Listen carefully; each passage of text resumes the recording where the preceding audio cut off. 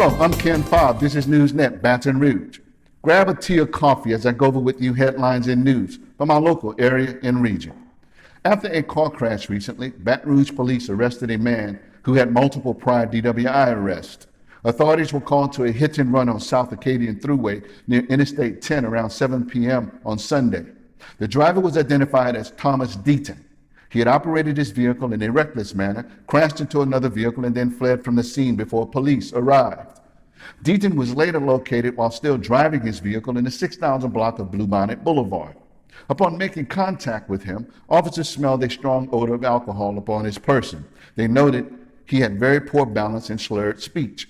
When they tried to arrest him and place him in handcuffs, he resisted by kicking the officers. He was eventually subdued and arrested. He was charged with DWI, reckless operation of a vehicle, resisting an officer, battery of a police officer, and hit-and-run driving. A review of Thomas Deaton's driving and arrest records show he has 9 prior DWI arrests, and in the past, he has served several years in jail for DWI.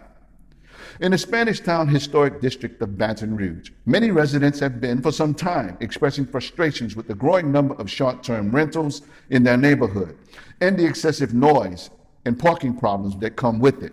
They've also expressed their wish to prohibit outside developers from coming in and renovating dilapidated properties just to turn them into what they are calling mini motels with no on-site management. But although the residents of Spanish Town want the city parish to regulate short-term rentals in their neighborhood, many residents are objecting to a recent draft of a proposed ordinance which aims to do so. In essence, the proposed ordinance calls for a $500 permitting fee for short-term rentals in this district, requires that a permit be prominently displayed within the property of the owner if they meet all other mandated guidelines and pass on-site inspections by city parish officials. It would also provide that any person who advertises their property as a short-term rental without first obtaining a permit will face a fine of $100 per day for each day the property is illegally advertised, up to a maximum of $1,500 in fines. The proposed ordinance also limits the number of occupants at a short-term rental to a maximum of 12 occupants, and the proposed ordinance also prohibits consecutive rentals by the same renter. Spokespersons and board members from the Spanish Town Civic Association are saying this ordinance needs to be modified because, quote, it's basically trying to take away the property rights of people who live here, close quote. Other residents are claiming they were excluded from discussions between certain Metro Council persons, downtown officials, and lobbyists who they say are looking out for and are favoring the interest of outside investors instead of the residents' local interest. I will keep you posted, so stay tuned in. In legislative news, Louisiana state senators have crafted a $30 billion operating budget that increases college spending, gives school teachers a pay raise, and provides new dollars for early childhood education. The Senate Finance Committee rewrote the House spending proposal late Monday night in order to bring it closer to the wishes of Governor John Bel Edwards, and in particular on public school financing.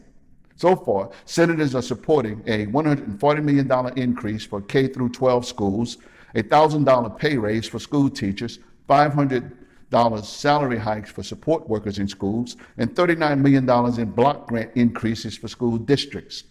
This proposal for the financial year that is to begin July 1 also contains increases for health programs, foster care services, and the TOPS college tuition program. Finally, the Army Corps of Engineers held 2 public meetings to discuss anticipated impacts from the historic opening this coming Sunday of the Marganza Control Structure and Floodway, in other words, the Marganza Spillway. All potentially impacted residents, landowners, and businesses were and are being urged to take heed to the directions of their local leaders and officials and take necessary precautions in advance. The public meetings were held to make those officials available to answer questions from the public. There was a meeting at Butte LaRose on Tuesday at 6 p.m. and in Morgan City on yesterday at 10 a.m. These have been headlines and news from our local area and region. I'm yours truly, Ken Fobb. I'll see you next time right here on NewsNet, Baton Rouge.